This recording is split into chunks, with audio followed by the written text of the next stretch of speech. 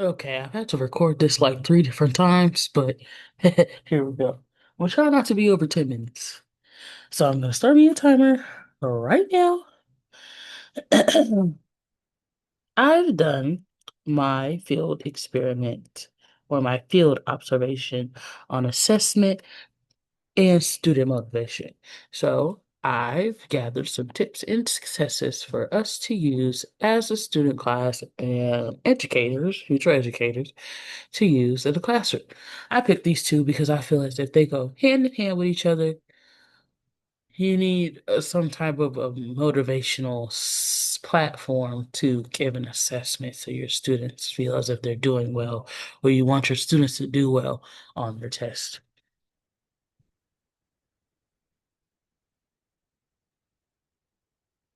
Now, my slides are more for you guys to read, but I have my own riddling things to do.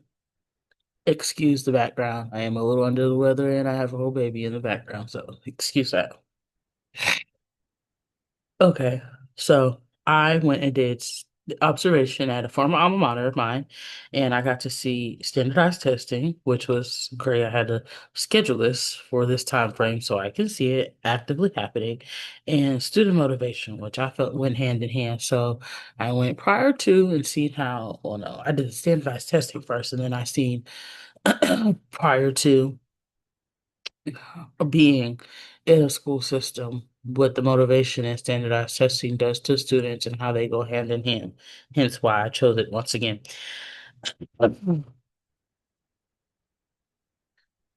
My message to you guys is that motivation and testing environments impact students' learning. Students who show strong motivation often, do better on their tests because they are, bless you, motivated enough to want to do the studying and want to do the hard work that comes behind passing an exam or being successful in a testing environment versus those that have a weaker motivational background who, again, I feel like motivation has to start at home as well. Motivation needs to come within the classroom because some students don't get it at home. So the more motivated your classroom is, I feel like the more successful, the more success outcomes that you get.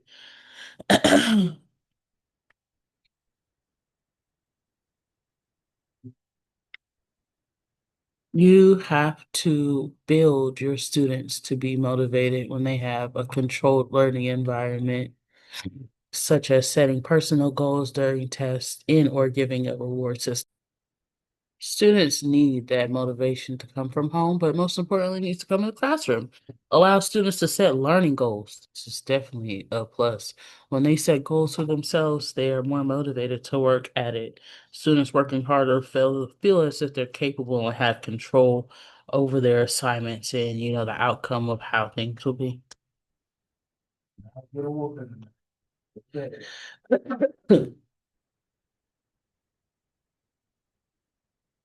Self-efficiency, learning early on. Again, I feel as if this should come from home. If your student feels unmotivated, you need to give them some type of motivation while they're at home as well, because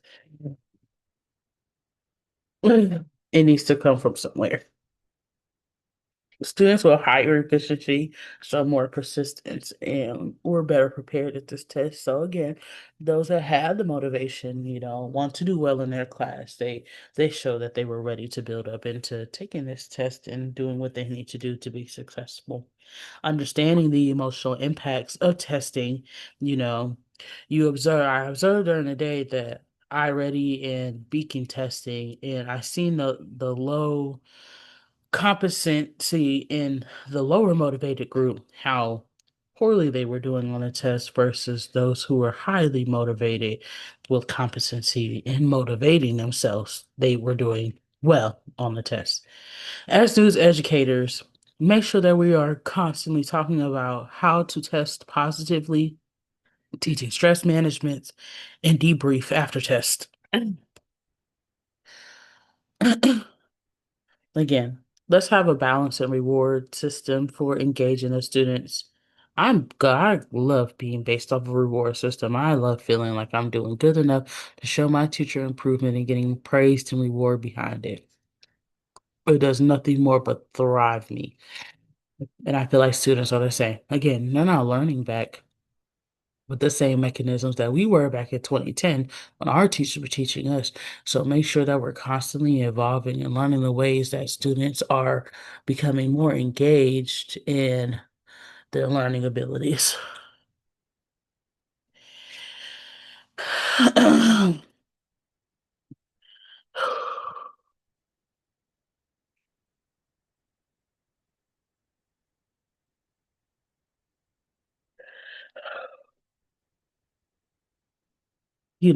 Using the deeper learning and instructive motivations starts to blend real world connections and praising the students, keeping the students engaged.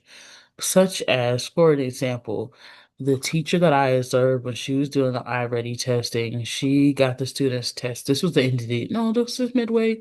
I think this is midway. This was midway testing. The beginning of the year, they estimated or guesstimated what they think they made and then what they made. And then now they were taking one for the middle of the year and they were using that score and comparing them. If they did better, and they set the bar high and they made progress, they were able to get a praise reward, such as not turning in their homework for that day or, getting a piece of candy. Small things like that shows, the type of praise that students are motivated to do these days. They were going crazy over these talkies in there, but that's neither here nor there. Stuff like that praises them. Um, you know, Teaching strategies such as, gamified learning, clear scaffold instructions and student choice projects, test embedded into regular lessons without fear. One thing that, I did gather from being in this field experiment is to make sure that you are embedding constant testing, test prep. They have an activator every day that they go through that is kind of like a test question of the day or a, not a pop quiz, but like the standard and what they should be learning and what the goal is. Those are things that, is good practice for them. Um, and motivation to keep them going. They have an agenda. I mean, not an agenda, a notebook that they're going to use every day to fill in all of these test prep questions and activators that they use. And then those become a grade.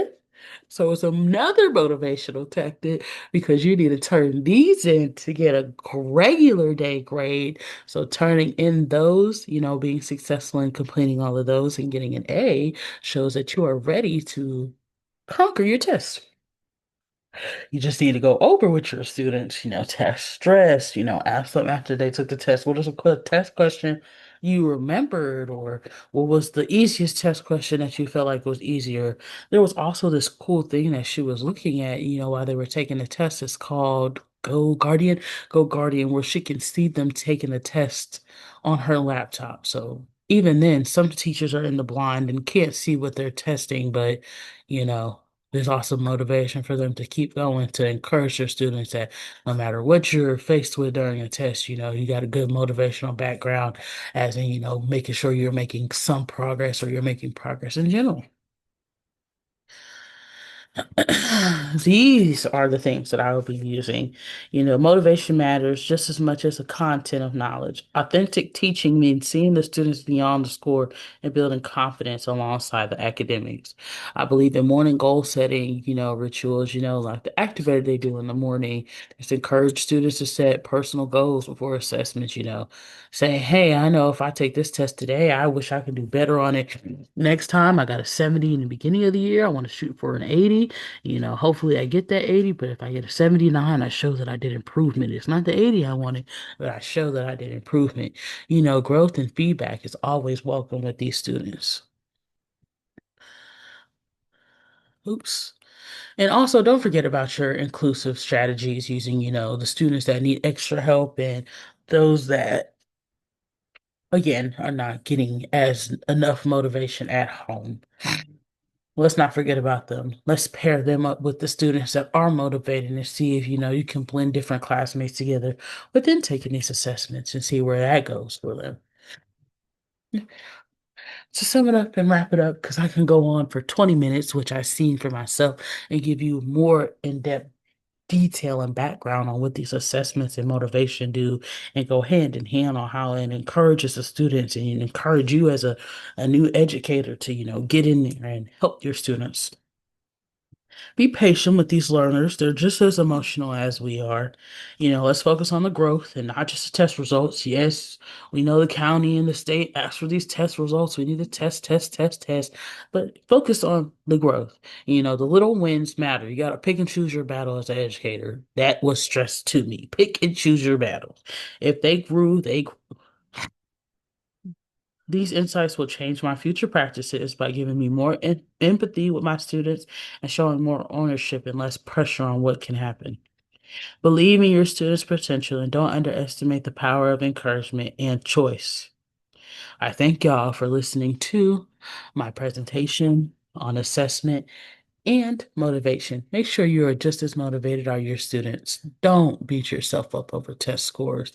Please take the little things in life, such as the win of if your lowest student moved up just a little bit. Take that as a win. You did your job as an educator to motivate them. As long as you did your job as an educator to motivate them and help them succeed and give them the tools that they need, it's up to them to mold with those tools and build with those tools to do what they need to do.